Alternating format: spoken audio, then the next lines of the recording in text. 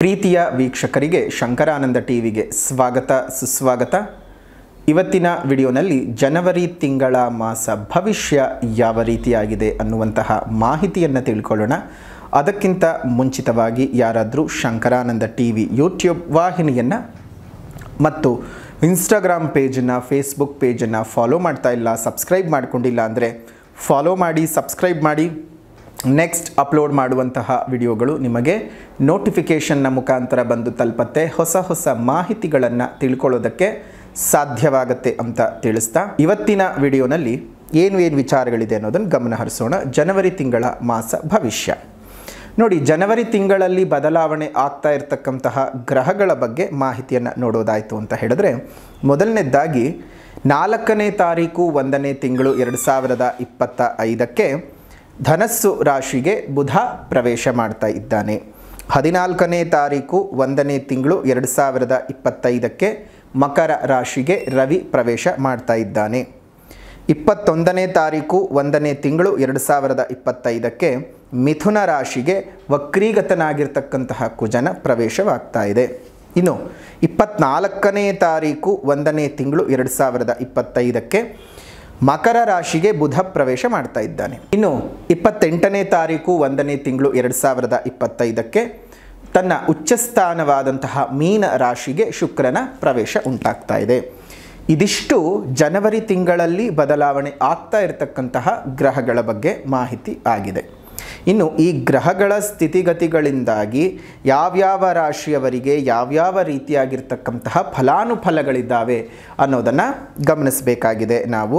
ಜೊತೆಗೆ ಮಾಸ ವಿಶೇಷತೆ ಅಂತ ಬಂದ ಸಂದರ್ಭದಲ್ಲಿ ನಮಗೆ 14ನೇ ತಾರೀಕು ನೋಡಿ, 14ನೇ ತಾರೀಕು ವಿಶೇಷವಾಗಿ ಮಕರ ರಾಶಿಗೆ ರವಿಯು ಪ್ರವೇಶ ಮಾಡ್ತಾ ಇರುವುದರಿಂದ ಈ ಒಂದು ಕಾಲ ಏನಿದೆ ನಮ್ಮ ಒಂದು ಜೀವನದಲ್ಲೇ ಅತ್ಯಂತ ಶುಭದ ಕಾಲ. ಯಾಕಂದರೆ ದಕ್ಷಿಣಾಯನ ಕಳೆದು ಉತ್ತರಾಯಣ ಬರ್ತಕ್ಕಂತಹ ಪುಣ್ಯಕಾಲ. ಉತ್ತರಾಯಣದ ಪುಣ್ಯಕಾಲ ಅಂತ ಹೇಳಿದರೆ ವಿಶೇಷವಾದಂತಹ ಹಬ್ಬಗಳು, ಜೊತೆಗೆ ನಮ್ಮ ಜೀವನದ ತಮಸ್ಸುಗಳು ಕಳೆಯತಕ್ಕಂತಹ ಪುಣ್ಯಕಾಲ. ಮಕರ ರಾಶಿಗೆ ಸೂರ್ಯನ ಪ್ರವೇಶ, ಮಕರ ಸಂಕ್ರಮಣವಾಗುವಂತಹ ಮಕರ ಸಂಕ್ರಾಂತಿ ಅಂತ ಹೇಳಿ ಹಬ್ಬವನ್ನು ಆಚರಣೆ ಮಾಡುವಂತಹ ಪುಣ್ಯ ಕಾಲ ಈ 14ನೇ ತಾರೀಕು 1ನೇ ತಿಂಗಳು 2025ಕ್ಕೆ. ಈ ವಿಶೇಷವಾಗಿ ಧನುರ್ಮಾಸದ ಪೂಜಾ ವ್ರತದ ಸಮಾಪ್ತಿಯೂ ಸಹ ಇವತ್ತೇ ಆಗುತ್ತೆ. ಅಂದರೆ 14ನೇ ತಾರೀಕೆ ಆಗ್ತಕ್ಕಂಥದ್ದು. ನೋಡಿ, ಸಂಕ್ರಾಂತಿ ಹಬ್ಬ ಎಲ್ಲ ಕಡೆ ರೈತಾಪಿ ವರ್ಗದವರು ತಾವು ಬೆಳೆದಂತಹ ಬೆಳೆಗಳನ್ನು ಒಂದು ಗುಡ್ಡೆ ಹಾಕಿ ಅದಕ್ಕೆ ಪೂಜೆಗಳನ್ನು ಸಲ್ಲಿಸಿ ಅದಕ್ಕೆ ಕೊಡಬೇಕಾದಂಥ ಗೌರವ ಸ್ಥಾನಮಾನಗಳನ್ನೆಲ್ಲ ಕೊಟ್ಟು ಒಂದು ಭೂಮಿತಾಯಿಗೆ ಗೌರವಗಳನ್ನು ಕೊಡ್ತಕ್ಕಂತಹ ದಿವಸ. ನಮ್ಮೆಲ್ಲರ ಜೀವನಕ್ಕೆ ಇಷ್ಟು ಆಸರಿಯಾಗಿ ನಿಂತ್ಕೊಂಡಂತಹ ಭೂಮಿತಾಯಿಗೆ ಗೌರವ ಕೊಡ್ತಕ್ಕಂಥ ದಿವಸ. ನಮ್ಮೆಲ್ಲರ ಹೊಟ್ಟೆಗೆ ಅನ್ನ ಕೊಡ್ತಕ್ಕಂತಹ ಅನ್ನದಾತ ಬಹಳ ಸಂಭ್ರಮ ಪಡ್ತಕ್ಕಂತಹ ದಿವಸ ಈ ಒಂದು ಸಂಕ್ರಾಂತಿ ಹಬ್ಬ. ರೈತ ಬೆಳೆದ ಎಲ್ಲ ಬೆಳೆಗಳಿಗೂ ಸಹ ಅವನಿಗೆ ಸಿಗಬೇಕಾದಂತಹ ಒಂದು ಸ್ಥಾನಮಾನಗಳು, ಸಿಗಬೇಕಾದಂತಹ ಬೆಲೆಗಳು ಸರಿಯಾಗಿ ಸಿಕ್ಕು ಈ ವರ್ಷನಾದರೂ ಅವನು ನೆಮ್ಮದಿಯಾಗಿರಬೇಕು ಅನ್ನೋದು ನಮ್ಮ ಮನಸ್ಸಿನ ಅಭಿಪ್ರಾಯ. ಮತ್ತು ದೇವಿಯಲ್ಲಿ ನಾವು ಸಹ ಅದೇ ರೀತಿಯಾಗಿ ಪ್ರಾರ್ಥನೆಯನ್ನು ಮಾಡ್ತೀವಿ ಮತ್ತು ಆಶೀರ್ವಾದವನ್ನು ಸಹ ಮಾಡ್ತೀವಿ. ಶುಭವಾಗಲಿ ತಮ್ಮೆಲ್ಲರಿಗೂ. ರೈತ ನಮ್ಮ ದೇಶದ ಬೆನ್ನೆಲುಬು. ಅವನ ಸುಖ ಸೌಖ್ಯದ ವೃದ್ಧಿ ನಮ್ಮೆಲ್ಲರಿಗೂ ಸಹ ಸೌಖ್ಯವನ್ನೇ ತಂದುಕೊಡುತ್ತೆ. ಅದರ ಜೊತೆಗೆ ನಾವು ಗಮನಿಸೋದಾಯಿತು ಅಂತ ಹೇಳಿದ್ರೆ, ನಮಗೆ ಈ ಒಂದು ವಿಶೇಷವಾಗಿ ಈ ಜನವರಿಯ ತಿಂಗಳಲ್ಲಿ ತುಂಬ ಅಂದರೆ ಮುಖ್ಯವಾಗಿರ್ತಕ್ಕಂಥದ್ದು ಈ ಸಂಕ್ರಾಂತಿ ಹಬ್ಬದ ಆಚರಣೆ. ಸಂಕ್ರಾಂತಿ ಹಬ್ಬದ ವಿಶೇಷವಾದಂತಹ ಒಂದು ಫಲಾನುಫಲಗಳನ್ನು ನಾವು ನೋಡ್ಕೊಳ್ಬೇಕಾಗ್ತದೆ. ಈ ಒಂದು ವಿಚಾರಗಳನ್ನು ನೋಡೋದಾಯಿತು ಅಂದರೆ ಈ ಸಂಕ್ರಾಂತಿ ಹಬ್ಬದಲ್ಲೇ ನೋಡಿ, ಎಳ್ಳು ಬೆಲ್ಲವನ್ನು ನಾವು ಎಲ್ರಿಗೂ ಕೊಡ್ತಕ್ಕಂಥದ್ದು. ಎಳ್ಳು ಬೆಲ್ಲ ತಿಂದು ಒಳ್ಳೆಯ ಮಾತನ್ನು ಆಡಬೇಕು ಅಂತ ಹೇಳ್ತಾರೆ. ಎಳ್ಳು ಮತ್ತು ಬೆಲ್ಲ ನಮ್ಮ ದೇಹಕ್ಕೆ ಎಷ್ಟು ಬಹಳ ಪುಷ್ಟಿಯನ್ನು ತಂದುಕೊಡುತ್ತೆ. ದೇಹದಲ್ಲಿ ಜಿಡ್ಡಿನ ಅಂಶಗಳನ್ನು ಜಾಸ್ತಿ ಮಾಡ್ತಕ್ಕಂಥದ್ದು, ಚರ್ಮಗಳ ಒಡಕಲುಗಳನ್ನು ಸರಿ ಮಾಡ್ತಕ್ಕಂಥದ್ದು ಎಲ್ಲವೂ ಸಹ ನಮ್ಮ ಪೂರ್ವಿಕರು ನಮ್ಮ ದೇಹಕ್ಕೆ ತುಂಬಿರ್ತಕ್ಕಂತಹ ವಿಚಾರಧಾರೆಗಳಾಗಿರುತ್ತೆ, ವಿಜ್ಞಾನದ ವಿಚಾರಧಾರೆಗಳಾಗಿರುತ್ತೆ. ಹಾಗಾಗಿ ಇಂತಹ ವಿಶೇಷವಾದಂತಹ ಸಂಕ್ರಾಂತಿ ಹಬ್ಬಕ್ಕೂ ಮುಂಚಿತವಾಗಿ ಅಂದರೆ 11ನೇ ತಾರೀಕು 1ನೇ ತಿಂಗಳು 2025 ಈ ಶನಿವಾರದ ಶನಿ ಪ್ರದೋಷದ ದಿವಸ ಹಲವು ರಾಶಿಗಳಿಗೆ ಇರ್ತಕ್ಕಂತಹ ಶನಿ ಪೀಡನೆಗಳ ದೂರ ಮಾಡೋದಕ್ಕೋಸ್ಕರವಾಗಿ ಶನಿ ಮಹಾಯಾಗವನ್ನು ಮಾಡ್ತಾ ಇದ್ದೇವೆ. ಆ ಶನಿ ಮಹಾಯಾಗದಲ್ಲಿ ತಾವೆಲ್ಲರೂ ಸಹ ಬಂದು ಭಾಗವಹಿಸಬಹುದು. ವಿಶೇಷವಾದಂತಹ ಶನಿದೇವರ ಕೃಪೆಗೆ ಪಾತ್ರರಾಗಬಹುದು ಅಂತ ಹೇಳ್ತಾ, ನೀವೇನಾದರೂ ಶನಿ ಯಾಗದಲ್ಲಿ ನಿಮ್ಮ ಹೆಸರನ್ನು ನೋಂದಾಯಿಸಿಕೊಳ್ಬೇಕು ಅಂತ ಅಂದುಕೊಂಡಿದ್ರೆ ಈಗಲೇ ಸಹ ನಿಮ್ಮ ಹೆಸರನ್ನು ನೋಂದಾಯಿಸಿಕೊಳ್ಳಬಹುದು. ವಿಶೇಷವಾಗಿ ಪೂಜೆಯ ನಂತರದಲ್ಲಿ ಶನಿಶಿಂಗಣಾಪುರ ಮತ್ತು ತಿರುನಲ್ಲಾರಿನಿಂದ ಪೂಜೆ ಮಾಡಿ ತರಿಸುವಂತಹ ಶನಿ ರಕ್ಷಾ ಕವಚವನ್ನು ಕೊಡ್ತೇವೆ. ಆ ಶನಿ ರಕ್ಷಾ ಕವಚವನ್ನು ಕೈಗೆ ಕಟ್ಕೊಳ್ಬೇಕು. ಅದೇ ರೀತಿಯಾಗಿ ಯಾಗದ ನಂತರದಲ್ಲಿ ಕೊಡುವಂತಹ ರಕ್ಷಾ ಪ್ರಸಾದವನ್ನು ನೀವು ಪ್ರತಿನಿತ್ಯ ಹಣೆಗೆ ಹಚ್ಕೊಳ್ತಾ ಬರಬೇಕು. ಅದರಿಂದ ಶನಿ ಕಾಟಗಳೇನಾದರೂ ಇದ್ದರೆ ದೂರ ಆಗುತ್ತೆ. ಇದೇ ಜನವರಿ 11ನೇ ತಾರೀಕು ಈ ಒಂದು ವಿಶೇಷವಾದಂಥ ಯಾಗ ನಡೀತಾ ಇದೆ. ಆ ಯಾಗದಲ್ಲಿ ನಿಮ್ಮ ಹೆಸರನ್ನು ನೋಂದಾಯಿಸ್ಕೊಳ್ಳಿ. ತಮ್ಮೆಲ್ಲರಿಗೂ ಸಹ ಶುಭವಾಗಲಿ, ಮಂಗಳವಾಗಲಿ. ಇನ್ನು ಸಿಂಹರಾಶಿಯವರಿಗೆ ಯಾವ ರೀತಿಯಾಗಿರ್ತಕ್ಕಂತಹ ಫಲಾನುಫಲಗಳು ಜನವರಿ ತಿಂಗಳಲ್ಲಿ ಇದೆ ಅನ್ನೋದನ್ನು ಗಮನಿಸೋಣ.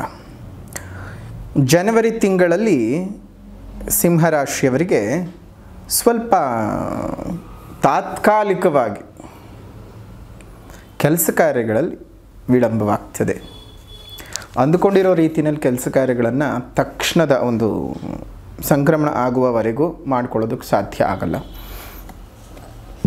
ಕೆಲಸ ಕಾರ್ಯಗಳಲ್ಲಿ ಅಡ್ಡಿ ಆತಂಕ, ಸೋಲುಗಳು ನೋಡಬೇಕಾಗತ್ತೆ. ಆದರೆ ಧೈರ್ಯಗೆಡೋದು ಬೇಡ. ಅದಕ್ಕೆಲ್ಲ ಉತ್ತರವೆಂಬಂತೆ ಇನ್ನು ಮಿಕ್ಕ ಅರ್ಧ ತಿಂಗಳು ಉತ್ತರವನ್ನು ಕೊಟ್ಟು ಬಿಡುತ್ತೆ. 1ರಿಂದ 14ನೇ ತಾರೀಕಿನವರೆಗೂ ನೀವೇನಪ್ಪ ಜಾಗ್ರತೆ ಮಾಡಬೇಕು ಅಂದರೆ, ಹಣಕಾಸಿನ ವಿಚಾರ, ಆರೋಗ್ಯದ ವಿಚಾರ, ನಿಮ್ಮ ಕೋಪ, ನಿಮ್ಮ ವ್ಯವಹಾರಗಳು, ಈ 4 ವಿಚಾರಗಳ ಮೇಲೆ ನೀವು ತುಂಬ ಕಾಳಜಿಯನ್ನು ಮಾಡಲೇಬೇಕು. ನಿಮ್ಮ ವ್ಯವಹಾರಗಳು ಕೈ ಕೊಡೋದಕ್ಕೆ ಶುರು ಮಾಡಿಬಿಡುತ್ತೆ. ಏನೋ ಮಾಡೋದಕ್ಕೆ ಹೋಗ್ತೀರಿ, ಇನ್ನೊಂದೇನೋ ಆಗಿಬಿಡತ್ತೆ. ಇರುವಂತಹ ಬಿಸ್ನೆಸ್ಸನ್ನು ಎಕ್ಸ್ಟೆಂಡ್ ಮಾಡೋಣ, ವಿಸ್ತರಣೆ ಮಾಡ್ಕೊಳ್ಳೋಣ. ಅಂಗಡಿ ಚಿಕ್ಕದಾಗಿದೆ, ಪಕ್ಕದಲ್ಲೇ ಇನ್ನೊಂದು ಅಂಗಡಿ ಖಾಲಿ ಆಗ್ತಿದೆ, ಅದನ್ನು ಕೊಂಡ್ಕೊಂಬಿಡೋಣ, ಅಥವಾ ಅದನ್ನೇ ಬಾಡಿಗೆಗೆ ತೊಗೊಂಬಿಡೋಣ. ದೊಡ್ಡದಾಗಿದೆ, ಸ್ಥಳ ಬದಲಾವಣೆ ಮಾಡ್ಕೊಳ್ಳೋಣ, ಎಕ್ಸ್ಟೆನ್ಷನ್ ಮಾಡ್ಕೊಳ್ಳೋಣ. ಯಾವುದಕ್ಕೂ ಕೈ ಹಾಕಕ್ಕೆ ಹೋಗೋದು ಬೇಡ. ಏನೇ ಮಾಡಿದ್ರೂ ವ್ಯವಹಾರದಲ್ಲಿ ಜಾತಕವನ್ನು ತೋರಿಸಿಕೊಂಡು ಸಮಯ ಚೆನ್ನಾಗಿದೆ ಅಂದರೆ ಸಂಕ್ರಮಣದ ನಂತರದಲ್ಲಿ ಕೈ ಹಾಕಬೇಕು. ಇಲ್ಲಾಂದರೆ ಸಂಕ್ರಮಣ ಆಗುವವರೆಗೂ ಕೈ ಹಾಕಕ್ಕೆ ಹೋಗೋದು ಬೇಡ. ಪ್ರತಿಯೊಂದು ವಿಚಾರಗಳಲ್ಲೂ ಯೋಚನೆ ಮಾಡ್ತಾ ಇರಬೇಕು. ಏನೇನು ಮಾಡಬೇಕು, ಏನೇನು ಬಿಡಬೇಕು ಅಂತ ಆಲೋಚನಾರಹಿತವಾಗಿ ನೀವೇನು ಮಾಡೋಕ್ಕೆ ಹೋಗಬಾರ್ದು. ನಿಮಗೆ 2ನೇದು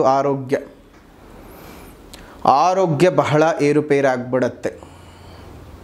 ಅದರಲ್ಲೂ ಕೆಲವೊಮ್ಮೆ ಈ ತಲೆ ಭಾಗಕ್ಕೆ, ಹೊಟ್ಟೆ ಭಾಗಕ್ಕೆ ಸಂಬಂಧಪಟ್ಟಂತಹ ಕಾಯಿಲೆಗಳು ತುಂಬ ನರಳಿಸ್ಬಿಡುತ್ತೆ 14ನೇ ತಾರೀಕಿನವರೆಗೂ.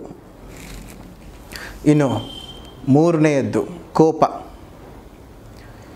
ನಿಮ್ಮ ಈ ಕೋಪದ ವರ್ತನೆಗಳು ನಿಮ್ಮ ಬದುಕನ್ನೇ ತುಂಬ ಬುಡಮೇಲು ಮಾಡುವ ಸಾಧ್ಯತೆಗಳಿದ್ದಾವೆ. ಯಾರ ಹತ್ರ ಏನು ಮಾತಾಡ್ತೀರಿ ಅನ್ನುವಂಥದ್ದನ್ನು ಪ್ರಜ್ಞೆ ಇಟ್ಕೊಂಡು ಮಾತಾಡಬೇಕು. ಪ್ರಜ್ಞಾರಹಿತರಾಗಿ ನೀವೇನಾದರೂ ಮಾತಾಡೋದಕ್ಕೆ ಹೋದರೆ ತುಂಬ ಹಿಂಸೆಗಳನ್ನು ಅನುಭವಿಸಬೇಕಾಗತ್ತೆ.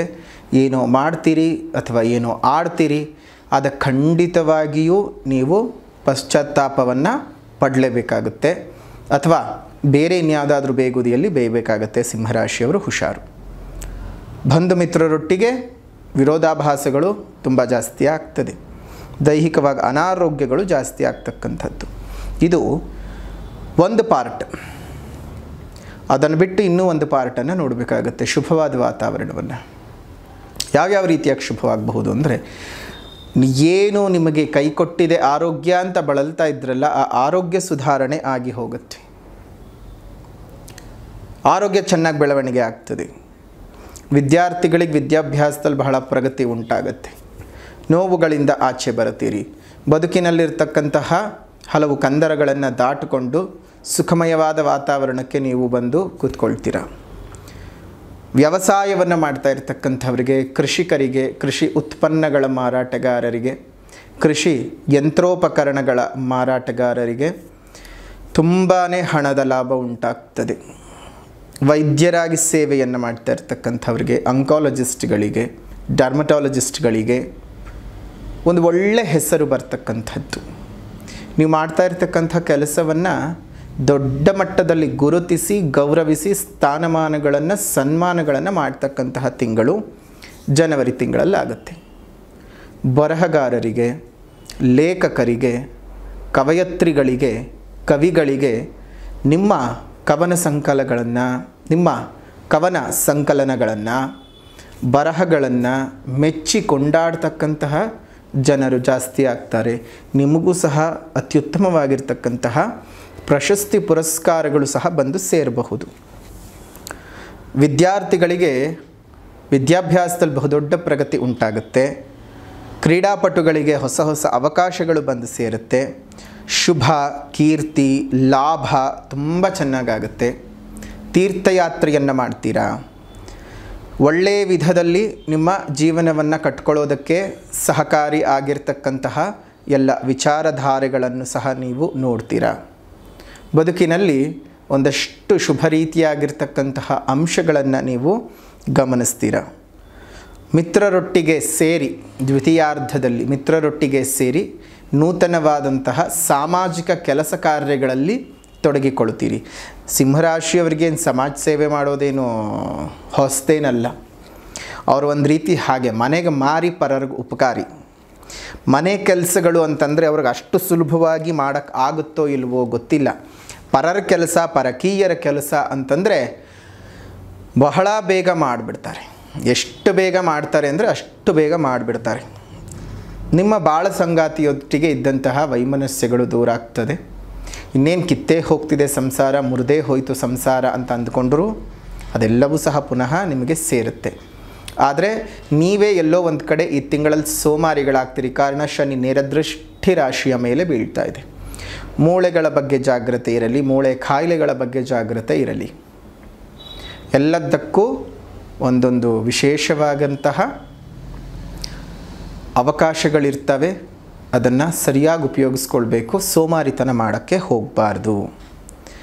ವ್ಯಾಪಾರದಲ್ಲಿ ಲಾಭಗಳು, ವೃತ್ತಿನಲ್ಲಿ ಲಾಭಗಳು, ವ್ಯವಹಾರದಲ್ಲಿ ಲಾಭಗಳು, ಉದ್ಯೋಗದ ಲಾಭಗಳು, ನಿರುದ್ಯೋಗಿಗಳಿಗೆ ಉತ್ತಮವಾದಂತಹ ಉದ್ಯೋಗಗಳೆಲ್ಲ ಸಿಗುತ್ತವೆ. ತುಂಬ ಚೆನ್ನಾಗಿರ್ತಕ್ಕಂತಹ ಪರಿಸ್ಥಿತಿ ನಿಮಗಿದೆ. ಅಂದರೆ ಅರ್ಧ ತಿಂಗಳು ಸ್ವಲ್ಪ ಸಂಕಷ್ಟವನ್ನು ಅನುಭವಿಸಿದ ನಂತರದಲ್ಲಿ ಒಂದು ಸಿಹಿಯಾದ ಜೀವನವನ್ನು ಸಹ ನೀವು ಅನುಭವಿಸೋದಕ್ಕೆ ಸಾಧ್ಯವಾಗುತ್ತೆ. ಅಂದರೆ ಎರಡೂ ಪಾರ್ಶ್ವಗಳನ್ನು ಜನವರಿ ತಿಂಗಳಲ್ಲಿ ನೀವು ನೋಡಬೇಕಾಗತ್ತೆ ಸಿಂಹರಾಶಿಯವರು. ಹಾಗಾಗಿ 50-50% ಇದೆ.